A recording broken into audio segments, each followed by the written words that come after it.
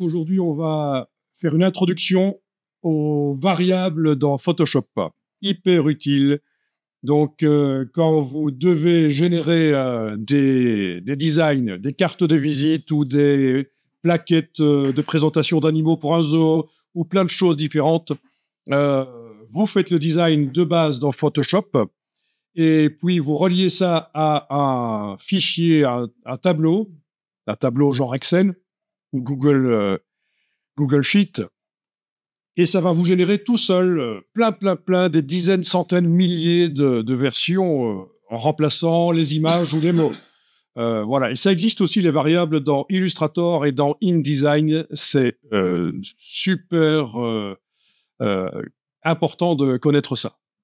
Donc, si moi, on me demande de faire des cartes de visite, 3000 cartes de visite pour dans 2 heures, aucun problème si vous me fournissez le fichier avec, dans une colonne, les prénoms, dans l'autre colonne, les noms, dans une colonne, la fonction de la personne, etc.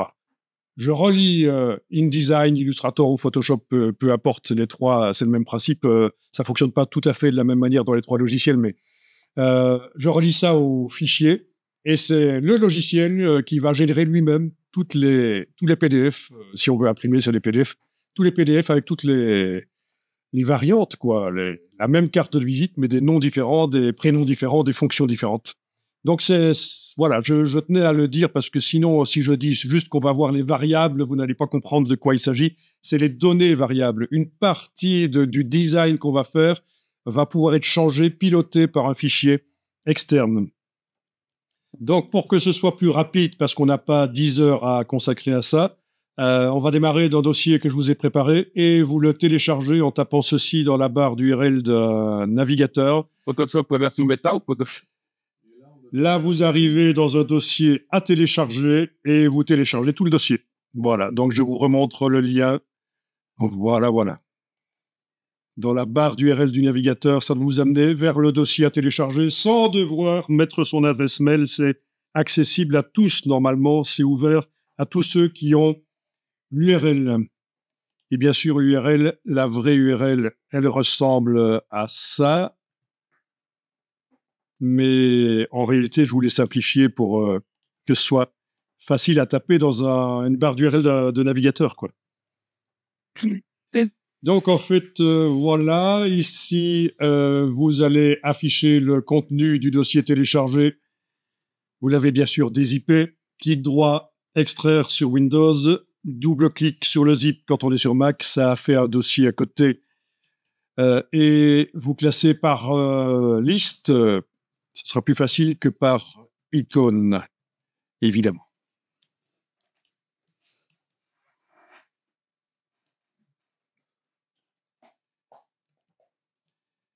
Donc, les variables dans Photoshop, en reliant un design Photoshop à un fichier, un tableau, entre guillemets, vous allez voir, parce que c'est un tableau sous une forme exportée en données séparées par des tabulations, ce qu'on appelle le point TSV, Tabulation Separated Values. Et pour corser l'histoire, le tableau est généré par un sondage. Un Google Form où on fait passer un sondage à des personnes. D'ailleurs, vous allez le passer, on va tenter. Les résultats du sondage sont exportés en tant que tableau qu'on utilise pour modifier un design Photoshop. Alors, bien sûr, au niveau du design Photoshop, ici, vous allez voir, c'est très basique. Je ne commence pas à essayer de faire un truc super design. Déjà, si vous comprenez comment ça fonctionne, après, vous allez plus loin et vous faites un truc design avec ça. Alors, il y a un sondage.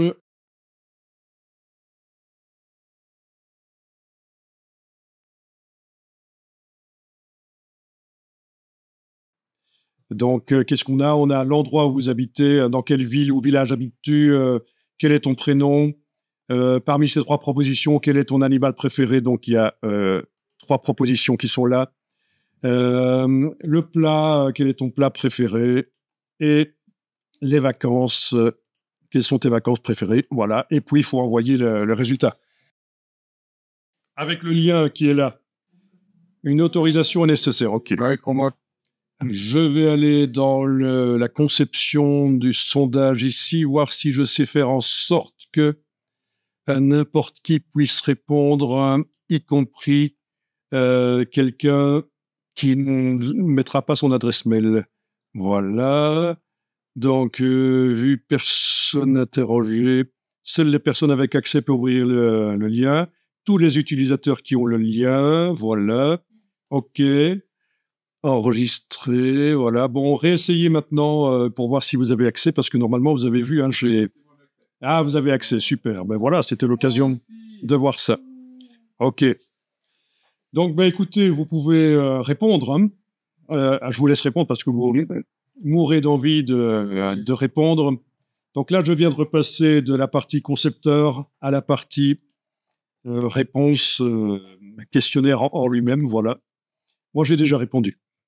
Dans la partie conception du test à la partie réponse,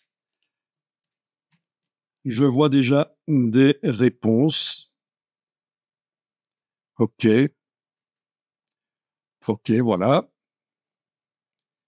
J'en reviens à la partie question parce qu'il faut quand même que je vous explique comment ça fonctionne dans le cadre de l'utilisation qu'on veut faire des résultats au sondage. Donc ici, ça, normalement, à cet endroit-là, c'est la question qu'on met dans le formulaire. Mais moi, j'ai pas mis la question, j'ai mis le nom qu'aura la variable. On est où, là? Donc, quand vous devrez faire un sondage pour l'utiliser pour des variables Photoshop ou autres, moi, je vous conseille de donner le nom de la variable là. Alors, c'est pas très sexy, mais il y a certainement des solutions pour rendre ça plus acceptable pour le grand public, surtout faire du rechercher remplacer sur les résultats, par exemple. Là, nettoyer les résultats par du rechercher remplacer une fois que c'est fait. Mais en tout cas, la question, je l'ai mise ici dans la partie description, en fait, parce que pour chaque question, on a la possibilité de demander qu'il y ait une description de la question. Et en fait, la question, elle est mise là. La première, c'est évidemment une question de type réponse courte, donc parce que je ne sais pas ce que vous allez écrire, en fait, ou ce que l'utilisateur, celui qui répond au sondage va écrire. Il y a tellement de milliers de possibilités. Donc, dans ce cas-là, voilà. Même chose pour le prénom, évidemment. Donc, même chose ici. Ça, c'est le nom qu'aura la variable. Et la vraie question, je l'ai mise en tant que description. Voilà. Bien sûr, toutes les questions sont obligatoires. L'animal, même chose. Et là, c'est une liste déroulante. Ça apparaît sous forme de liste déroulante et non pas de cases à cocher parce que je n'ai pas vu, quand je faisais un choix multiple ou une case à cocher, j'ai pas vu comment limiter à une seule réponse, en fait. Donc, souvent, dans les formulaires, dans les systèmes de formulaires, il y a une possibilité, quand on fait un choix multiple, de dire qu'on ne peut cocher qu'une seule case. C'est certainement quelque part là, mais je l'ai pas vu. Et donc, finalement, je me suis dit, je vais plutôt faire une liste déroulante. Et dans une liste déroulante, forcément, vous avez vu, quand vous avez répondu, on n'a qu'un choix. Donc, voilà. Mais c'est certainement quelque part caché ici, en fait. C'est impossible que chez Google, là, dans leur Google Form, ils proposent des choix multiples sans dire que éventuellement on peut obliger le répondant à ne répondre qu'à une seule réponse et pas en cocher plusieurs, quoi. Bon, il y a la même chose pour le plat, c'est le même principe, c'est une liste déroulante, même chose pour les vacances, et même chose toujours chaque fois, la variable qui est là. OK. Donc, le résultat du test qui est là dans réponse. Donc, ce que je peux faire, c'est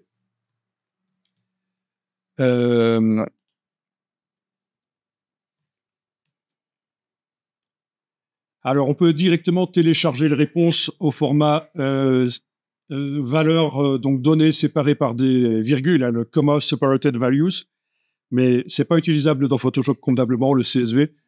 Donc, ce que je vais faire, c'est l'envoyer dans la feuille de calcul, le tableau que j'ai déjà créé précédemment.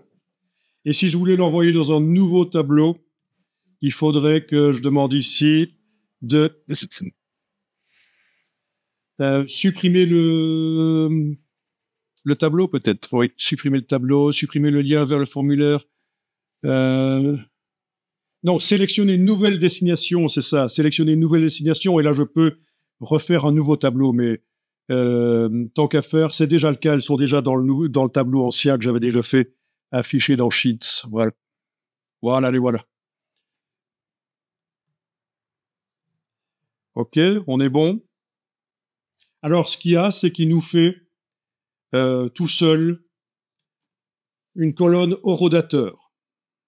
Et ça peut poser des problèmes si on n'en tient pas compte par la suite dans Photoshop. Soit il faut en tenir compte dans Photoshop, soit il faut nettoyer le tableau, supprimer cette colonne. Donc, j'ai choisi plutôt d'en tenir compte dans Photoshop plus tard. Je ne modifie pas le tableau, en fait. OK. Donc ça, c'est pas Excel, c'est Google Sheet, c'est le tableur de Google. Voilà. Donc, on vient d'utiliser le Google Form, le système de sondage de Google, et on vient d'envoyer, enfin, c'était déjà lié chez moi, vous avez vu, mais l'idée, c'est qu'on envoie ça, on envoie les réponses dans un Google Sheet, un tableau, voilà, un tableau en ligne. Il y a plein de gens qui utilisent ça à la place de Excel, hein. Sous certains aspects, le Google Sheet de Google marche mieux que le Excel. Mais le Excel est beaucoup plus puissant, en fait. Hein, mais il y a certaines choses qui marchent mieux dans le Google Sheet, et c'est pour ça qu'il y a pas mal de gens qui préfèrent. Et aussi parce que c'est pas Microsoft, quoi. Ils ont peut-être pas la licence Microsoft. Voilà. Et donc, ici, je vais exporter les données dans fichier télécharger. Et c'est là qu'on a le choix, les deux manières d'exporter, le CSV et le TSV, mais pour Photoshop, le TSV, ce sera mieux.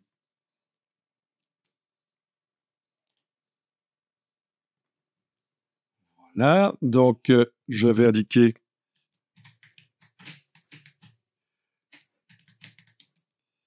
OK.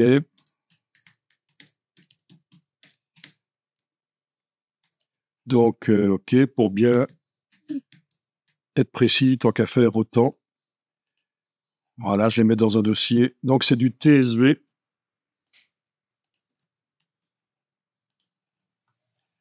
OK. Et donc, si je vais voir ici, c'est là. Donc, je vais ouvrir, c'est un fichier TSV, mais ça va s'ouvrir dans TextEdit du Mac, hein, l'éditeur de texte. Voilà. Et ça ressemble à ça. Donc, point de vue look, c'est pas terrible, parce qu'il y a du décalage. Vous voyez, par rapport à l'entête, les entrées, les données sont un peu décalées. Ouais, plat, chat, chien, non. Hein, il faut voir à côté. C'est une blague pas voulue, excusez-moi. Vacances, chou de Bruxelles, non. Enfin, vous voyez. OK, donc ça, je vais vous le mettre sur le... Parce que vous allez pouvoir télécharger pour la suite, ça pourra être utile. Vous allez pouvoir le télécharger, je vais vous le mettre sur le serveur. Voilà, toujours dans le dossier de tout à l'heure, à côté du dossier qui s'appelle « À télécharger », vous avez maintenant ce dossier-là. Vous pouvez le prendre. On va tenter de s'en servir. Pour historique de Google. Donc, c'est accessible par ça, voilà. Oui. Donc, il faut parfois rafraîchir. Hein. Commande R sur le Mac, CTRL R sur le PC, vous rafraîchissez la page web. Oui. Ou alors, le petit, il y a une flèche qui tourne là quelque part. Voilà, celle-là, voilà. Ça, c'est pour rafraîchir la page actualisée. Donc, si vous regardez, si vous sélectionnez avec la flèche noire un des éléments et que vous allez dans le menu Fenêtre Propriétés, vous allez voir qu'il s'agit en fait d'images IA. Et chaque ligne, c'est juste les 3 versions qu'il m'a proposées, en fait. Hein. Oui. Chaque fois, si je sélectionne le cheval, voilà, c'est les 3 versions qu'il m'a proposées. J'ai simplement dupliqué le fichier et choisi, voilà. Alors, il faut juste Est-ce que vous avez le panneau propriété quand vous sélectionnez un des éléments?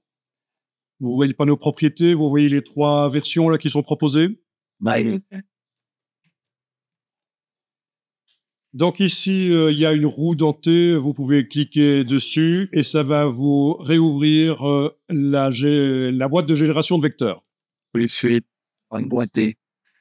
Et ici, on voit qu'il y a un petit V bleu à effet, ça veut dire que j'ai demandé de générer en appliquant un effet, et c'est un effet qui est livré là dans Illustrator, effet 3D. Voilà, comme ça j'ai un peu de cohérence. Ils ont tous été créés avec cet effet 3D. Donc c'est pas la vraie 3D de Illustrator, hein, c'est juste que ça donne un effet d'objet en 3D, quoi, comme si ça avait été fait avec un logiciel 3D.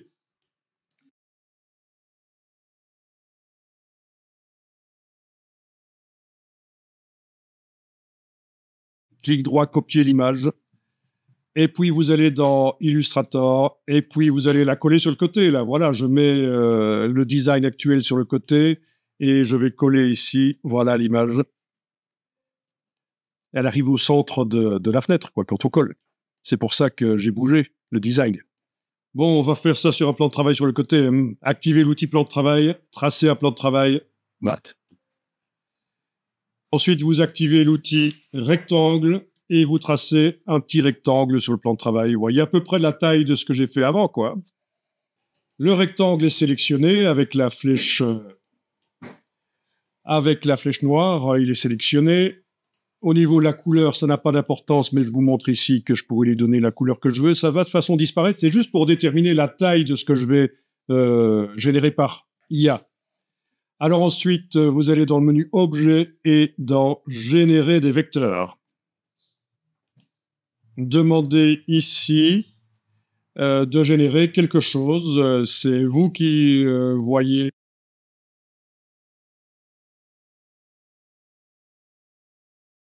Vous avez ici le degré de détail. Voilà, à vous de voir. Ensuite, au niveau des effets, on est toujours en style 3D. Je vais laisser cocher, on va voir ce que ça va faire.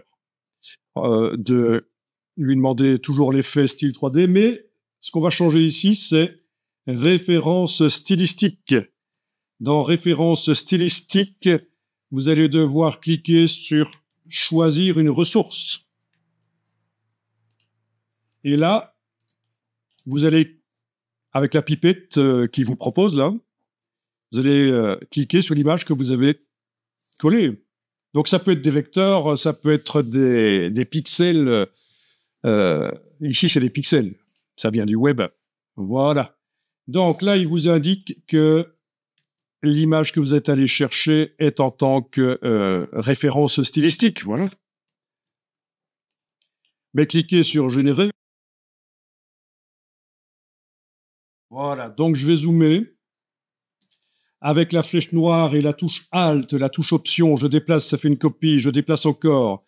Dans le panneau Propriété, pour celui à droite ici qui est sélectionné, je vais dire que j'affiche celui de droite. Celui du milieu, j'affiche celui du milieu. Je clique à côté de tout et voilà, ça c'est mes 3 versions. Donc ça, c'est ce qui m'a fait sur base de la référence stylistique que je lui avais donnée, quoi. Vraiment, ouais.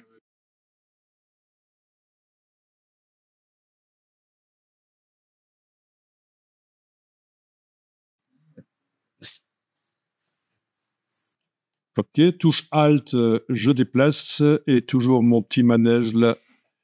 Voilà. Vu que la référence stylistique était résolument pas 3D, même si je demande un style 3D, il me le fait pas de toute façon, donc pas de différence. Enfin si, j'ai 3 versions de Hibou différentes, mais ok. Donc ici, je vais à nouveau dupliquer et juste pour voir, je vais voir ce qui se passe si maintenant je le force à faire une scène. Voilà, scène.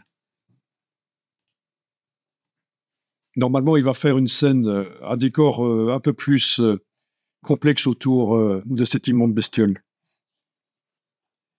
Donc, touche Alt, touche Option, je déplace, voilà. Donc voilà, oui, il y a un décor cette fois-ci. Donc, scène, c'est avec un décor. Vous voyez, je ne sais pas ce que vous avez choisi comme ressource, vous, mais En tout cas, par rapport à celle que j'avais choisie, on retrouve un peu... en fait, ça ne copie pas, ça ne fait pas du keyfaring. Hein, attention, il n'y a pas de problème de copyright. Ça ne fait pas une copie du style de l'artiste que je lui ai proposé. Ça reprend simplement les formes des lignes, les textures, les pointillés, les couleurs. Voilà. Alors, quelque chose, si vous avez le temps d'essayer, c'est, en travaillant sur l'image, de demander « Objet, recadrer l'image » dans Illustrator. Et puis, vous allez indiquer quelle partie de l'image vous intéresse le plus. Voilà. Par exemple, je vais recadrer ça. Je vais prendre uniquement la soucoupe, pas le cadre autour. Un peu du bout du museau. Voilà, appliquer. Et puis là, avec la flèche noire, la touche Alt, la touche Option, je duplique. Dans le panneau Propriétés, je clique sur la roue dentée. Et là, la différence, c'est que je vais aller à référence stylistique, enlever la référence stylistique et choisir une nouvelle ressource. Et la nouvelle ressource, ça va être l'image recadrée. Voilà.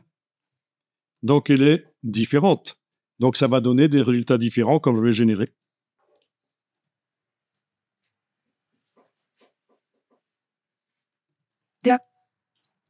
Voilà. Je duplique.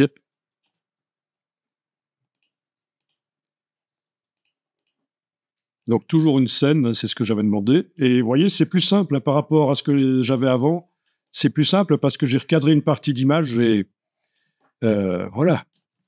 C'était juste une petite parenthèse pour vous montrer comment les choses fonctionnent dans Illustrator. Comment est-ce que ceci a été généré. Et c'était l'occasion de voir, si vous voulez un effet 3D, prenez pas un style qui est résolument 2D, quoi. Ça marche pas.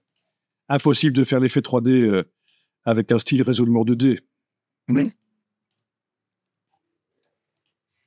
Vous pouvez fermer le fichier, vous pouvez le sauvegarder parce que vous avez ajouté des choses dedans, et vous pouvez ouvrir l'autre fichier qui se trouve dans le dossier 1, donc le fichier qui s'appelle sélection. Il y a le mot sélection, à un certain moment c'est 01B sélection. Ouvrez ça dans Illustrator. Donc majuscule Shift, voilà, je me débarrasse des palettes.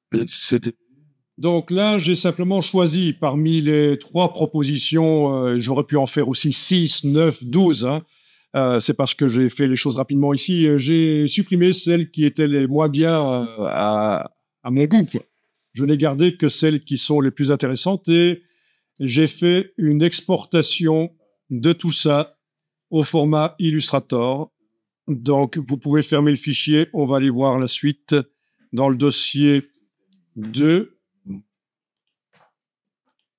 Là, vous avez les objets qui ont été exportés. Comment est-ce qu'ils ont été exportés? En un clic. Enfin, j'exagère peut-être 2-3 clics, moins de 30 secondes. Ah ben oui, vous pouvez avoir dans un fichier Illustrator plein de petits objets et on peut les exporter. Soit c'est des objets génératifs, soit il faut grouper, en fait. Hein. Et ben, vous voulez de faire ça ou Si vous enfoncez, vous en sélectionnez un et vous enfoncez la barre d'espacement, vous ne voyez rien. Si on entre dans le dossier et qu'on affiche par icône, on ne voit pas. C'est parce que c'est une exportation au format Adobe Illustrator, mais pas compatible PDF. C'est pour ça que dans le dossier 3, j'ai refait une exportation. Cette fois-ci, avec une exportation au format toujours .ai, à Illustrator, mais avec l'option compatible PDF.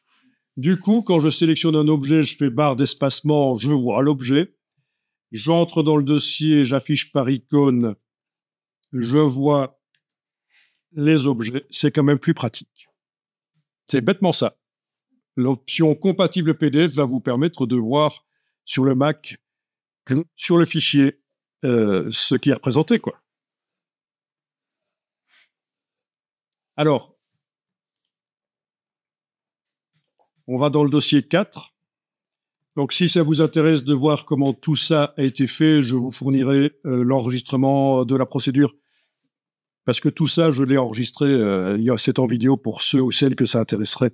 Mais j'imagine que vous avez plein d'autres choses à faire, évidemment, mais voilà, c'est disponible. Comme je le dis chaque fois, je devrais chaque fois le dire d'ailleurs, parce que je me suis fait une fois engueuler par quelqu'un qui m'a dit « Vous pensez qu'on a que ça à faire? J'ai la nourriture à faire à la maison, les enfants, mon mari, blablabla. » Alors, normalement, quand je propose des choses, maintenant, je dis toujours « si vous en avez l'envie et si vous avez le temps ». Non, mais vous vous rendez pas compte. Mais non, je me suis vraiment fait remettre à ma place et donc maintenant, je dois normalement prononcer cette phrase quand je parle de ressources non obligatoires externes qui sont proposées. Oui, soyons diplomates. Même si l'époque n'est pas trop à la diplomatie, mais bon. Alors, dossier 4, c'est une exportation PNG au départ de Illustrator. C'est du ping, c'est des pixels, parce qu'en fait, pour Photoshop, pour ce qu'on veut faire, il faut du pixel. Voilà. Donc, le problème, c'est que c'est une exportation avec trop peu de pixels. Si vous cliquez sur un fichier et barre d'espacement, vous voyez que c'est minuscule, c'est pixelisé. Donc, l'exportation dans le dossier 5, je l'ai refaite avec une meilleure qualité. J'ai demandé minimum 400 pixels en hauteur. Non, c'est pas minimum, c'est exactement 400 pixels en hauteur que j'ai demandé. 400 H, voilà. Et donc là, si je clique sur un des fichiers du dossier 5, barre d'espacement, on voit que c'est quand même plus précis.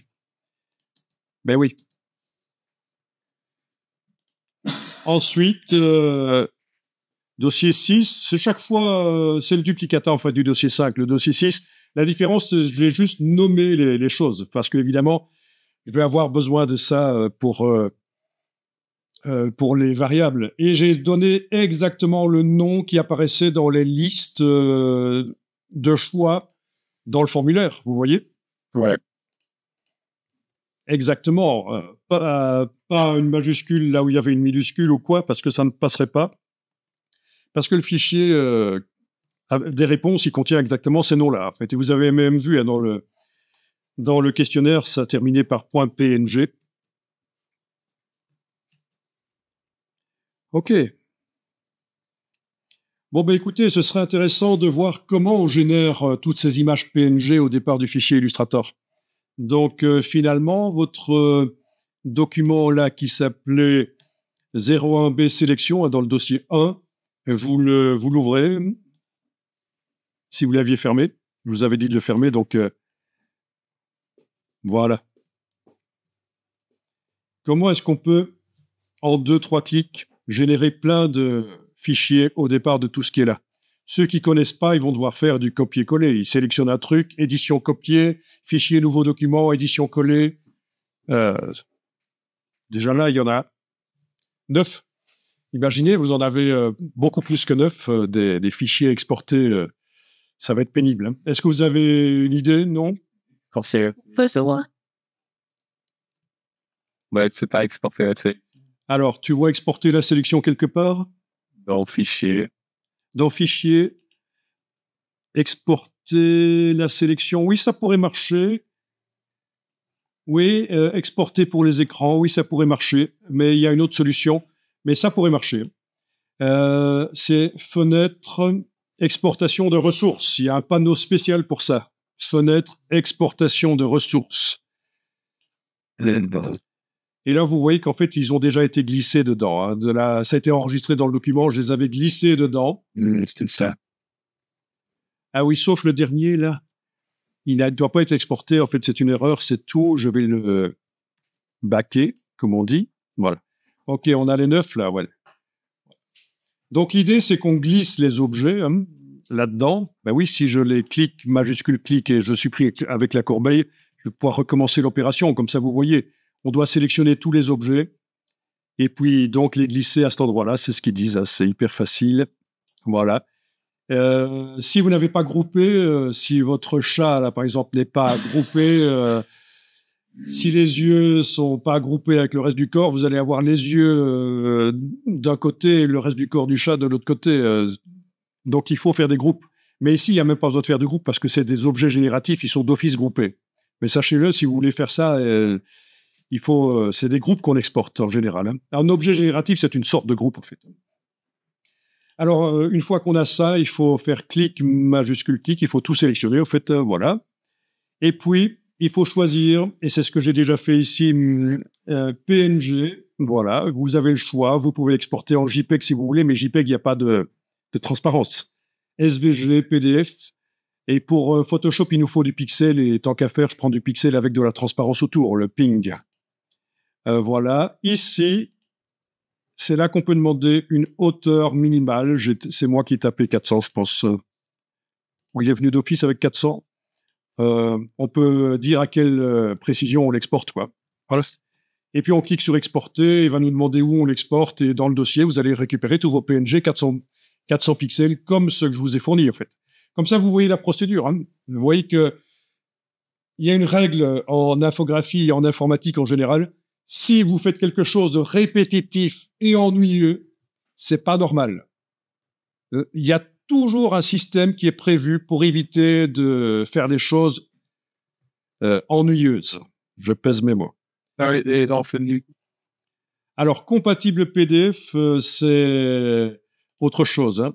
Compatible PDF, ici j'ai cliqué sur ajouter une échelle, c'était quand on était au format Illustrator, mais pour Photoshop, pour les variables, ça ne marchera pas, du format Illustrator. Mais enfin, vous voyez, c'est ici que ça va se passer, et il y a des options quelque part.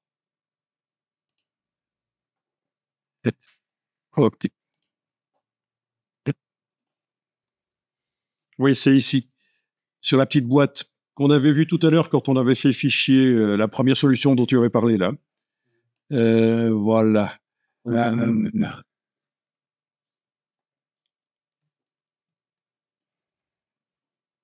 Oui, c'est là. Dans la petite roue ici, on a les pré-réglages, notamment. Donc pour l'Illustrator ici, voilà, créer un fichier compatible PDF. Voilà. Si ça est coché, ce sera une exportation Illustrator compatible PDF. Et donc on voit les icônes.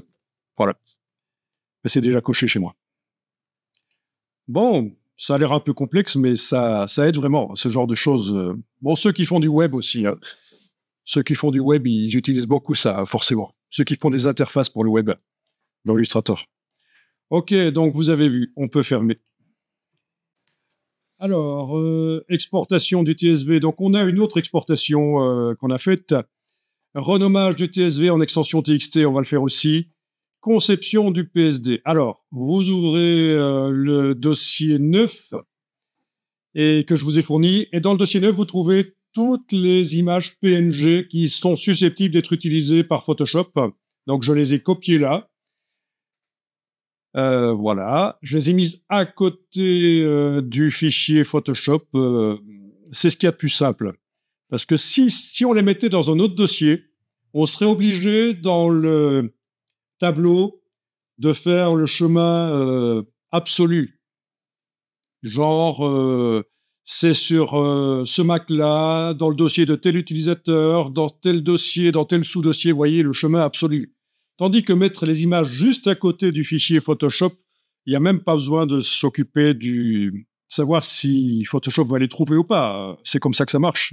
Si elles sont juste à côté, il les voit. Ok. Donc ça, c'est l'ancien où j'étais le seul à avoir répondu. Donc ce que vous allez faire maintenant, il va falloir aller chercher le dossier que vous avez téléchargé tout à l'heure avec vos réponses là. Voilà. D'ailleurs, je vais noter aussi dans le nom du fichier ici que c'était à 14h02. Voilà. À 14h02. Parce que c'était indiqué sur le nom du dossier, mais pas le fichier à l'intérieur. Voilà. Test A du 5 avril 2025 à 14h02. Voilà. Je vous conseille de le renommer aussi.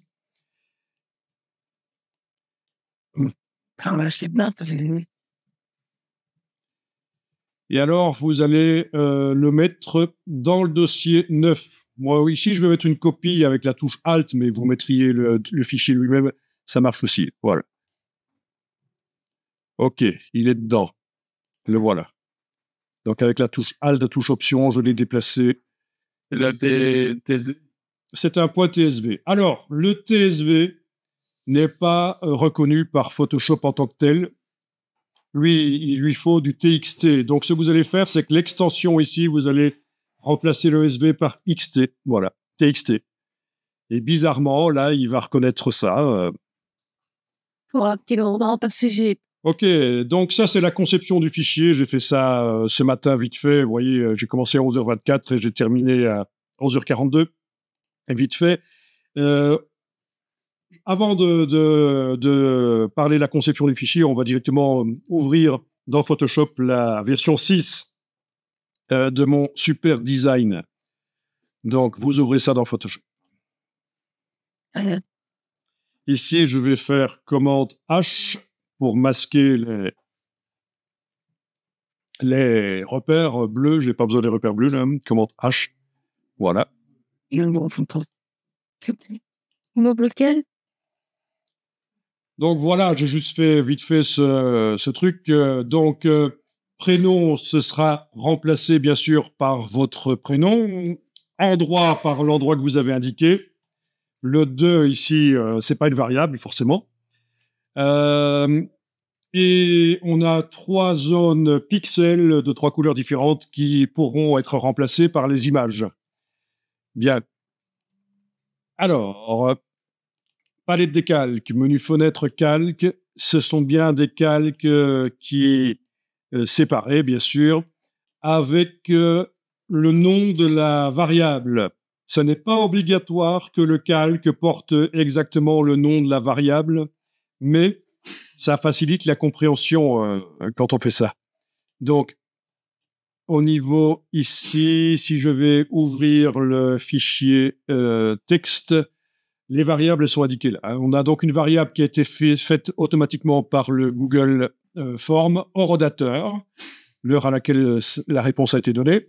Une variable endroit, prénom, animal, plat, vacances, c'est exactement écrit comme ça en majuscule, sans accent. C'est pas plus mal de ne pas utiliser des accents.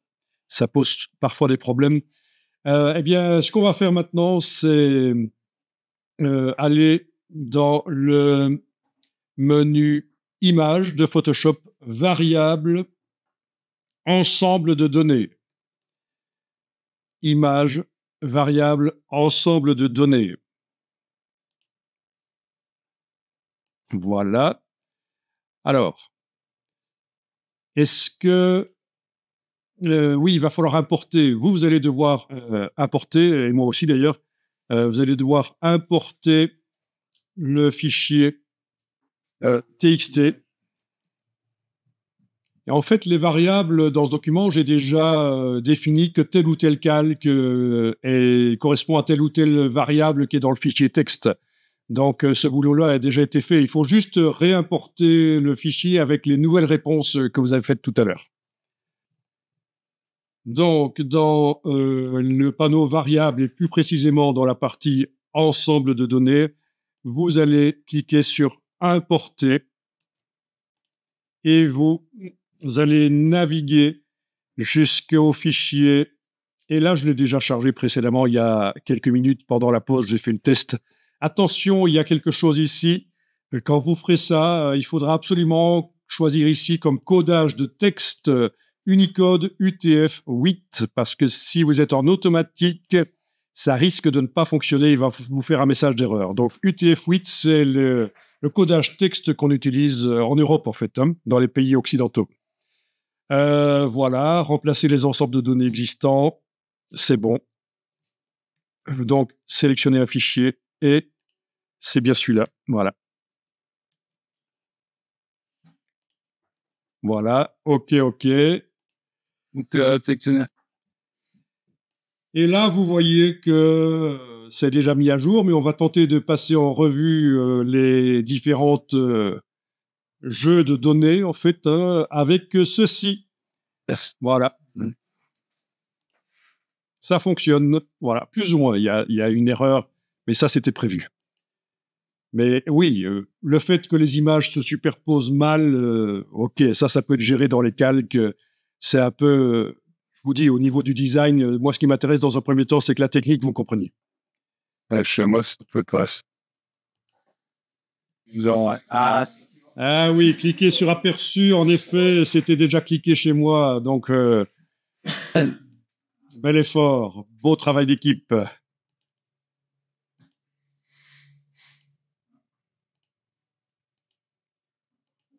Ah, il y a pas mal de gens qui aiment les choux de Bruxelles, je suis content. Oui, quand on clique sur OK, on ne voit pas les variables, c'est les pixels de base. On n'est plus dans le système de variables. C'est normal. Ok, alors je ne sais pas si vous avez vu, mais le prénom et l'endroit, ben ça bouge n'importe comment, hein. Si je retourne là dans image variable, ensemble de données, et que je commence à les passer en vue, vous voyez, c'est un peu du n'importe quoi. Donc, est-ce que vous voyez une solution éventuelle? On va tenter une solution. Enfin, je vais essayer. Allons-y un peu. On prend l'outil de déplacement. On va cocher sélection automatique de calque. Sélection automatique de calque, pas de groupe. Mais ici, ça ne changerait pas grand-chose de toute façon. Voilà. Est-ce que vous voyez cette barre d'options au-dessus? La barre d'options, menu fenêtre, options, si vous la voyez pas. Les options de l'outil, menu fenêtre, options. Donc, pour l'outil de déplacement, sélection automatique, comme ça, et je n'ai qu'à cliquer sur le calque et normalement, il s'est activé. D'ailleurs, je peux aller vérifier dans la palette des calques, menu fenêtre calque, c'est bien le bon calque qui s'est activé. Même pas besoin de chercher parce que parfois, il y en a beaucoup. Donc, voilà, sélection automatique, intéressant. Ensuite, outil texte. L'outil texte, dans la barre des options, vous montre plein de choses, notamment l'alignement qui est là, oui, oui. Sinon, il y a aussi les panneaux, paragraphes et caractères qui peuvent être affichés par là, mais voilà, si on clique là-dessus, vous avez les panneaux paragraphes et caractères. Mais sinon, ce qui m'intéresserait, c'est éventuellement que ce calque-là, prénom, soit aligné à droite. Voilà, alignement à droite. Faire à droite. Et avec l'outil de déplacement, je le positionne. Voilà. Est-ce que ça va régler le problème? On va voir. Je clique sur le mot endroit. C'est bien le bon calque qui s'est activé. Endroit, oui. Et celui-là doit être en alignement à gauche. On va voir si ça va aider, qu'il soit en alignement à gauche. Ok, tentons ça. Image, variable, ensemble de données. Et voilà, ça marche. Quand on passe en revue maintenant, ça marche beaucoup mieux qu'avant. Ah oui, parfois il y a des noms tellement longs que ça déborde à droite. Ça, il suffirait de faire en plus petit tout ça, ces calques-là. Voilà. OK.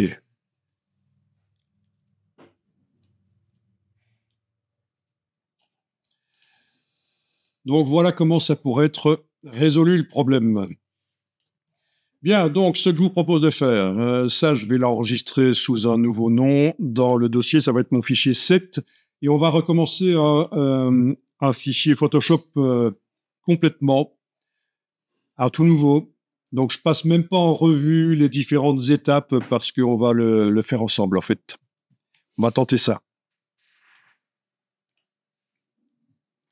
Donc oui, vous fermez le fichier Photoshop et on va en faire un nouveau. Donc, fichier nouveau, au niveau des pixels, vous pouvez indiquer ce que vous voulez. Tiens, je vais ici indiquer 3000 de large, par exemple, et 1000 de haut. On va faire quelque chose de très horizontal. C'est juste un choix, vous faites ce que vous voulez. En tout cas, ne prenez pas autre chose que des pixels. Si vous choisissez centimètres, c'est la cata. Si vous indiquez 3000 cm, je crois même pas qu'il voudra le faire. Si, il veut le faire. 3000 cm sur 1000, en réalité, vous obtenez une image de combien de pixels? 85 000 sur 28 000. Donc, vous plaignez pas que c'est lent après. Hein. Donc, faites gaffe. Je le dis parce que c'est une erreur habituelle hein, de mettre le nombre de pixels que je vous suggère et puis qu'en fait, c'est des centimètres. OK. La résolution n'a pas d'importance dans Photoshop, sauf si on veut imprimer directement au départ de Photoshop. Tu n'as pas un fond blanc, c'est pas grave. Est-ce que si tu demandes menu calque en haut de l'écran, aplatir l'image, est-ce que tu as l'option qui est disponible? Ok, alors on va ici faire du texte. Donc, outil texte, vous cliquez sans appuyer et bouger la souris. Ce n'est pas un bloc de texte qu'on fait, c'est pas pour un paragraphe, c'est juste pour une ligne. Donc, clic et vous allez taper en majuscule prénom. C'était ça le nom de la variable, je pense, prénom, sans l'accent. Hein. Enfin, de toute façon, vous ne mettez pas d'accent sur les majuscules, j'en suis sûr. Ah ben normalement il faut, hein, mais bon. Enfin, ouais, je sais pas comment on se fait, mais Sur le reste, Tu sais pas comment on fait des majuscules accentuées, mais il faut pas d'accent de toute façon ici. Hein. C'est bien ça la variable, le prénom sans majuscule. Non, c'est pas si évident que ça sur un Mac de faire des majuscules avec accent. C'est pas si évident. Il faut on n'arrive pas à faire des majuscules avec un sang, avec une majuscule. par copier-coller, ça marche toujours. Mais sinon, il y a des astuces. Mais non, mais voilà. Bon, petite astuce. Hein. Astuce 40 InDesign 2025. Créer les E accentués majuscules dans des mises en page InDesign. Voilà le QR code. C'est Bibi qui vous a fait une petite vidéo de 3 minutes à ce propos. Donc, si ça vous intéresse, vous aurez l'explication. Je vous l'explique pas ici, du coup. Voilà. on se connaît pas. Ok, alors le calque, là, je vais pouvoir le dupliquer. Donc, toujours avec l'outil déplacement, j'enfonce la touche Alt, la touche Option sur le clavier. Je déplace, ça fait une copie, voilà.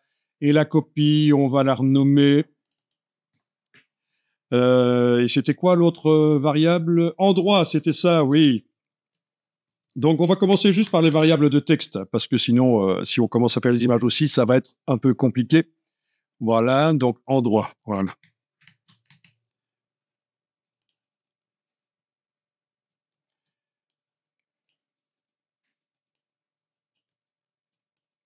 Comment vous avez copié le bleu?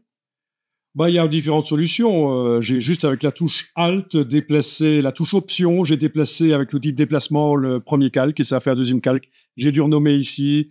J'ai dû changer le texte et voilà. Ouais, reste. De button. Ouais, ça fait la note.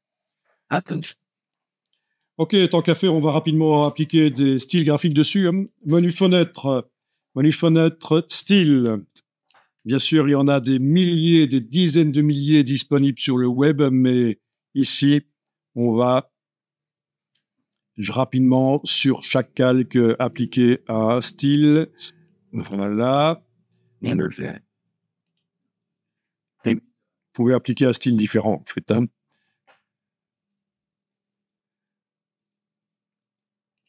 Un effet de fourrure, si vous voulez. Voilà, ok. Bien. C'est obligatoire pour mettre point. C'est juste pour montrer qu'évidemment, on n'est pas limité à du texte tout simple, en fait, hein, qu'on peut appliquer un style. C'est juste pour ça. Et c'est l'occasion de voir dans Photoshop quelque chose qu'on n'a sans doute pas vu. Ok, donc, les styles, c'est bien, je ne vais pas les modifier, donc je ne vais pas aller commencer à double-cliquer pour modifier les choses ici. Je vais rétracter les styles avec la petite flèche là. Voilà, on voit qu'il y a un petit FX, donc ça indique que sur le calque, chacun de ces deux calques, il y a un style. Vous faites Commande T, donc édition, transformation manuelle, CTRL T sur le PC. Vous prenez la poignée du coin sans enfoncer la touche Shift. C'était avant qu'il fallait enfoncer la touche majuscule quand on voulait que ça garde proportionné, mais maintenant, il n'y a plus de problème. Voilà. J'active l'autre calque, Commande T. Voilà. Bien.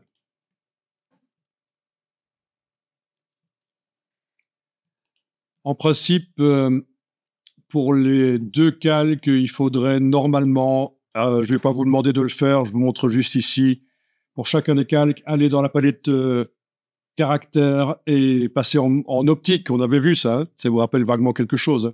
Ah, mais au fait, on avait vu ça, ce genre de choses. Si je vous demande de mettre à jour la taille des styles, vous allez réussir à le faire? Oui. Mais par exemple, là, j'ai des taches de léopard sur mes caractères. Je voudrais qu'elles soient plus grandes, les taches de léopard. Oui, ça vient de Ah, super. Calque, style de calque, mise à l'échelle des effets. Et on a un petit curseur là pour pouvoir modifier. Moi, je trouvais plus facile d'aller dans les calques et de double-cliquer sur le... Ah, mais oui, mais attention, là, ça ne modifie pas. Double-clic sur FX. Attends un peu, double-clic sur FX et alors tu as la mise à échelle des styles quelque part ici. Incrustation de motifs.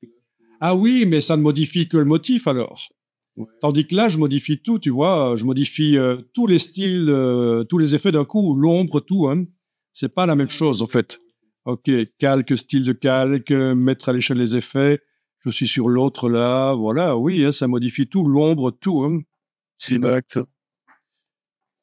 Super intéressant, voilà. Sinon, il faut en effet, si on connaît pas ça, on doit le faire manuellement, commencer à régler tout. Ok.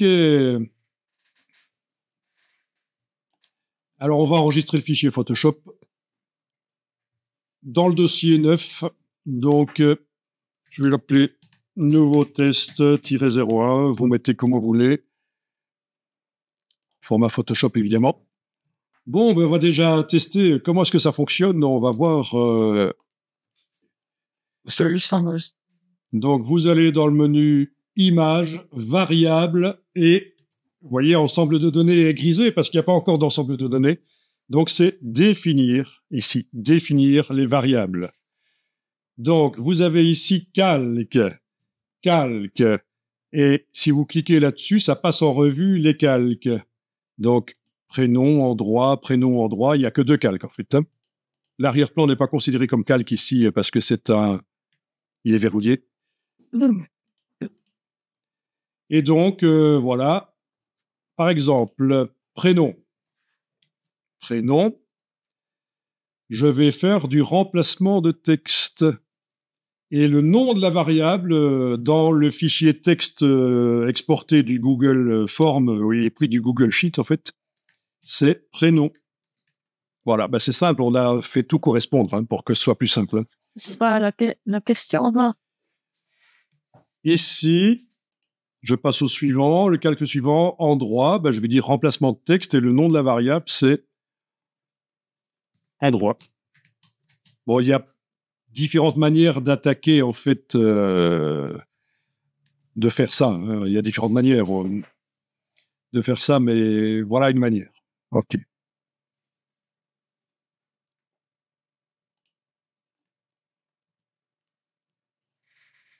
Alors là, si je vais dans Images variables, maintenant j'ai accès à ensemble de données sans problème. Ensemble de données. Et il n'y a pas de données, il faut que je les importe. Mais je vous dis tout de suite, il va y avoir un problème, mais vous allez voir. C'est pour ça qu'on fait le test ensemble. Hein. Importer. Et alors, sélectionner un fichier, ben, c'est le même que précédemment. En fait, il est toujours là indiqué, hein, celui de 14h02. OK. Et alors, impossible d'interpréter le contenu. Trop de noms de variables dans la première ligne du fichier texte. Ah. Voilà. Il va peut-être quand même falloir faire les variables pour les images. Oui, on va les faire. OK, donc vous allez faire un nouveau calque. En cliquant sur le signe plus dans le bas de la palette des calques. Sur un nouveau calque, vous allez faire un rectangle ou un cercle, peu importe. Un rectangle, c'est bien. Si on veut faire des cercles, il faut agir différemment. Vous aurez les infos qui aident. Voilà. Voilà, vous faites un rectangle ou un carré. Hein. J'ai fait un carré parce que j'ai enfoncé la touche Shift pendant que j'ai utilisé ça. J'ai enfoncé la touche Shift, voilà. Et vous allez remplir de pixels, tout simplement. Le calque ici. Vous allez le remplir de pixels. Édition, remplir, avec couleur. Bon, il y a d'autres solutions pour le faire, mais bon, voilà. Et la couleur que vous utilisez, ça n'a pas d'importance. Et puis, on peut désélectionner. On doit désélectionner. Menu sélection, désélectionner. Édition, remplir avec couleur, c'est ce que j'ai fait. Voilà. Bon, il y a toujours plein de manières de faire les choses dans Photoshop. Moi, je vous propose celle-ci. Vous activez l'outil de déplacement. Vous vous mettez sur le carré ici avec la touche Alt, la touche Option. Vous le déplacez une fois, deux fois, toujours avec la touche Option, la touche Alt. Et vous avez obtenu 3 calques. Voilà. Au niveau de la couleur, elle peut être changée. Commande U. Vous jouez sur le curseur TAD. OK. Ça vous a tout mis dans le même calque. Et pas tout le monde. OK. Est-ce que vous avez toujours la sélection en pointillé visible? C'est pour ça. Vous avez loupé l'épisode où Kevin embrassait Jessica. Et c'est le même épisode où je disais qu'il fallait faire sélection désélectionner. Oui, d'accord. Génial. La couleur n'a pas d'importance, ça va être rempli par l'image. Ça va être remplacé par l'image de toute façon. Donc, c'est juste pour montrer qu'il y a 3 calques différents. Voilà. Et alors, le nom de calque, il va falloir lui donner le nom des variables. Donc, on a animal, plat et vacances. Vous donnez exactement ces 3 noms-là aux 3 calques. Animal, plat et vacances. Je vais le faire ici.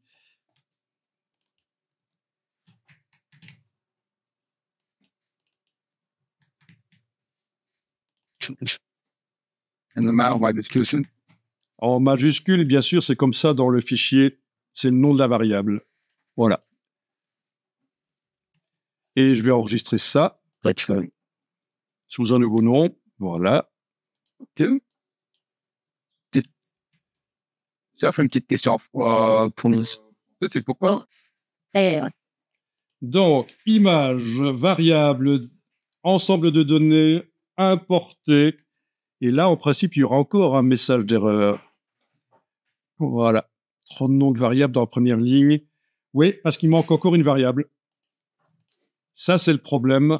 Il manque encore une variable. Et c'est quelle variable? Le fichier texte, si vous le voyez. Il nous a fait une variable horodateur. Donc, on va faire un fichier texte qu'on va appeler... un fichier texte, qu'est-ce que je raconte? Un calque de texte. Simplement, avec l'outil texte, vous allez cliquer.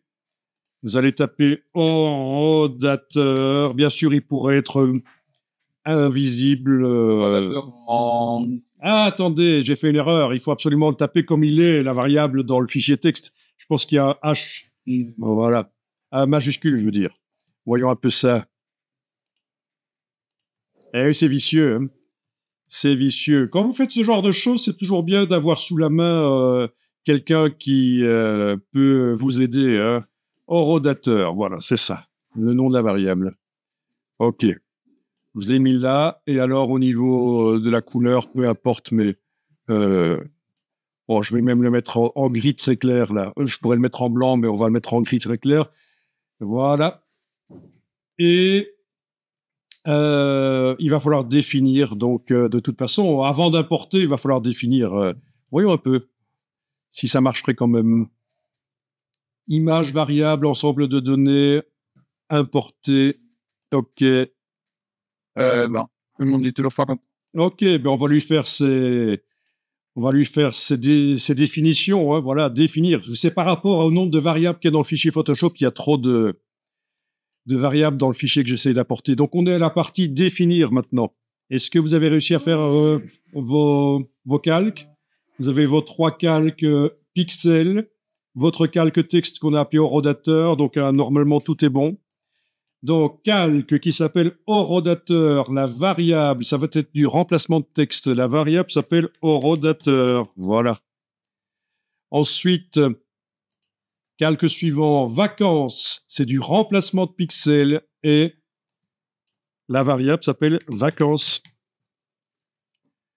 Le suivant, donc je suis dans la partie image, variable, définir. Hein. Plat, c'est du remplacement de pixels.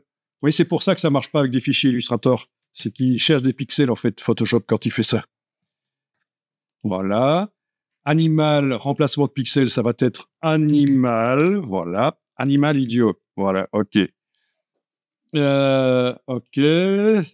Endroit, on a déjà défini. Prénom aussi. OK, tout est bon là normalement. OK, je vais quand même enregistrer le fichier Photoshop. Et on va pouvoir tester. Comme ça, vous aurez vu comment ça fonctionne. En gros, hein, parce qu'il y a aussi, vous avez certainement remarqué qu'il y a aussi possibilité de faire de la visibilité. Et ça, je vous donnerai des explications en vidéo pour que vous voyez ce que c'est la visibilité. Donc, image variable, ensemble de données, on va tenter d'importer cette fois-ci, et ça fonctionne. J'ai réussi à importer le fichier. Je passe en revue avec ces flèches-là, confondez pas avec les flèches ici, hein, c'est les flèches dans la partie ensemble de données. Les flèches ici, je passe en revue. Et voilà, ça fonctionne.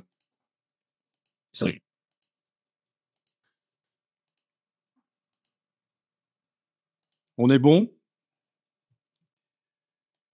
Ah oui, vous verrez dans les vidéos, donc il est possible, que ce soit pour le texte ou les images, de régler plutôt la visibilité. Plutôt que du remplacement de pixels ou du remplacement de texte. Ça veut dire que dans le fichier Photoshop, tout doit déjà s'y trouver. Toutes les images sont dans le fichier Photoshop, tous les textes possibles, et dans le cas de prénom que vous avez tapé vous-même, ça va pas marcher évidemment, mais s'y trouve, et le fichier TSV, là, le tableur, le tableau, pilote la visibilité des calques. C'est une autre manière de faire. Et alors, dans le tableau, il est indiqué true ou false. Quand c'est true, le calque est visible. Quand c'est false, il est invisible. Et vous verrez dans la vidéo que je vous montrerai, chaque calque est une variable, en fait, à ce moment-là, dans le fichier, dans le tableau. Bon, ceci, c'est une autre manière de faire. Hein, donc, voilà. Donc, comment est-ce qu'on génère tous les fichiers une fois que c'est bon? Ben, c'est dans menu fichier. Alors, c'est menu fichier, exportation, ensemble de données sous forme de fichier. Fichier, exportation, ensemble de données sous forme de fichier. Donc, dans ce cas-ci, il vous demande dans quel dossier vous voulez le mettre. Voilà, je vais faire un dossier spécial pour ça.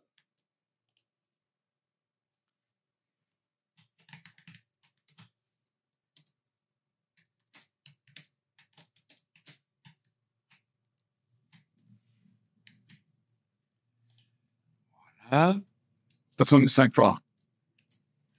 Vous donnez le nom que vous voulez. Donc, quelles données on exporte? Ben, ça va être toutes. C'est vrai qu'on pourrait choisir un des jeux, une des lignes du tableau. Mais là, on va tout exporter. En général, c'est ce qu'on fait, tous les ensembles de données. Vous avez la possibilité de modifier le nom, automatiquement, le nom du document. Donc ici, on va voir que chaque fichier va s'appeler, dans mon cas, nouveau test-03, parce c'est le nom de mon document actuellement ouvert. Puis ce sera renommé, la fin, ce sera ensemble de données A. Enfin voilà, tout ça pourrait être modifié. L'exportation du Photoshop ou un autre type de fichier, ça pourrait être du PDF, mais on va le faire en Photoshop, c'est bien, parce que ça reste modifiable s'il y a des erreurs. S'il y a des erreurs dans certains fichiers, après on pourra reconvertir tous les Photoshop en PDF si on veut. Compatibilité, OK. Donc je pense que comme ça, il suffit de faire ça et cliquer sur OK, ce sera bon. Là, je vois que mon curseur est en train de clignoter, ça veut dire qu'il a fait quelque chose. Je vais aller voir dans le dossier. C'est pas fiche. Alors, voyons ça. Exportation du 5 juin. Et les voilà. Et alors, si je vais ouvrir le dossier et que je le visualise éventuellement sous forme d'icône grande, voilà. Voilà, donc il m'a tout fait correctement. Hein. Ouais. Donc, s'il y avait 500 ou 3000 personnes qui avaient répondu à votre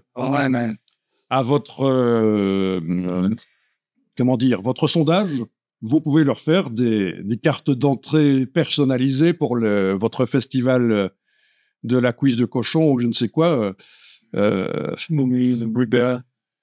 Voilà, ou des cartes de visite. Enfin, vous avez compris le principe. Évidemment, Photoshop pour les cartes de visite, c'est peut-être pas l'idéal, mais ceci dit, si on convertit ces Photoshop en PDF, le texte dans le PDF, il est super net. Hein.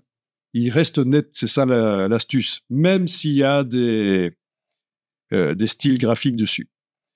Bon, j'espère que vous comprenez l'intérêt des variables qui existent aussi dans Illustrator et InDesign. Donc, quand vous recevez des lettres personnalisées, c'est comme ça que ça marche. Ou des publicités personnalisées. Vous ouvrez votre fascicule publicitaire, il est indiqué cher Thierry, blablabla. Comment ils savent que je m'appelle Thierry, voilà. Mais c'était dans un fichier Excel. Ils ont piqué, ils ont racheté des données qu'ils ont volées grâce, comme on vole des données sur le web, quoi. Voilà, ils ont une base de données. Ou alors je me suis inscrit avec ma carte de fidélité chez eux et c'est comme ça qu'ils savent. Donc, ça peut être sympa, y compris pour afficher sur un écran, hein, dans des réseaux sociaux. Hein, voilà, ça peut être très sympa ou envoyer en masse à des gens. Hein, si on lit ça à un logiciel pour envoyer des mails en masse, il envoie le bon mail. Hopefully, si je m'appelle Thierry, je vais pas recevoir un mail qui s'appelle Chère Nathalie, voilà. Hopefully. Donc c'est hyper puissant, les variables, c'est hyper utile et on le répétera jamais assez en informatique. Si un truc vous prend beaucoup de temps, arrêtez tout et allez voir comment on fait. Allez pas consacrer du temps à apprendre comment on le fait, voilà. Donc ça, c'est quelque chose que j'ai expliqué aux stagiaires de deuxième année. Parce qu'il y en avait qui devaient faire des autocollants personnalisés, des choses personnalisées, et ils faisaient tout manuellement, quoi. C'était pas très grave parce qu'ils n'en avaient que quelques dizaines à faire, mais... Il y a moyen de faire ça sur Illustrator. Sur Illustrator, bien sûr, il y a ça sur Illustrator. C'est un peu différent. Hein. Sur Illustrator, c'est un peu la même philosophie, mais la procédure est un peu différente. Et sur InDesign aussi, c'est ce qu'on appelle aussi le data merge, la fusion de données en fait. Vous allez trouver ça sous le nom data merge. Voilà. Ouais, c'était pas le publipostage de dans le temps? C'est ça, oui, le publipostage, oui. Data merge ou fusion de données. Fusion de données. C'est ça que ça veut dire, data merge. Donc, quand on vous parle de variables, c'est ça, en fait, hein, dans InDesign. Bon, ceci dit, les variables dans InDesign, ça peut servir aussi à faire autre chose que produire des documents en masse. Par exemple, dans InDesign, je peux avoir un document qui comporte plusieurs chapitres. Et forcément, le chapitre commence par une page sur laquelle il y a le titre du chapitre. Eh bien, je peux le définir en tant que variable. Et InDesign va le remettre ailleurs où je veux dans le document. Par exemple, sur le dessus de la page, uniquement les pages de ce chapitre-là, il y aura ce titre-là qui est repris en tant que variable. Donc, si j'ai fait une erreur dans le titre du chapitre, je le modifie sur la première page du chapitre et les en-têtes de page sur toutes les pages du chapitre sont mises à jour automatiquement. Ok, donc ce dont je vous parlais, variable pour titre courant. Oui, quand on met sur le dessus, en français, c'est ce qu'on appelle le titre courant, en fait. Hein, quand on reporte sur le dessus le nom du chapitre. Variable pour titre courant qui reprend le contenu de chapitre. J'ai ici une vidéo de 26 minutes qui vous explique comment ça fonctionne. C'est juste pour vous expliquer que ça existe. Parce qu'en fait, dans toutes ces matières-là, il y a tellement de choses à connaître que vous pouvez pas tout connaître. Juste savoir que ça existe, c'est déjà très bien. Comme ça, vous allez vous renseigner avec ma vidéo, avec des vidéos de n'importe qui, avec du texte de n'importe qui, peu importe. L'essentiel, c'est d'apprendre. Voilà.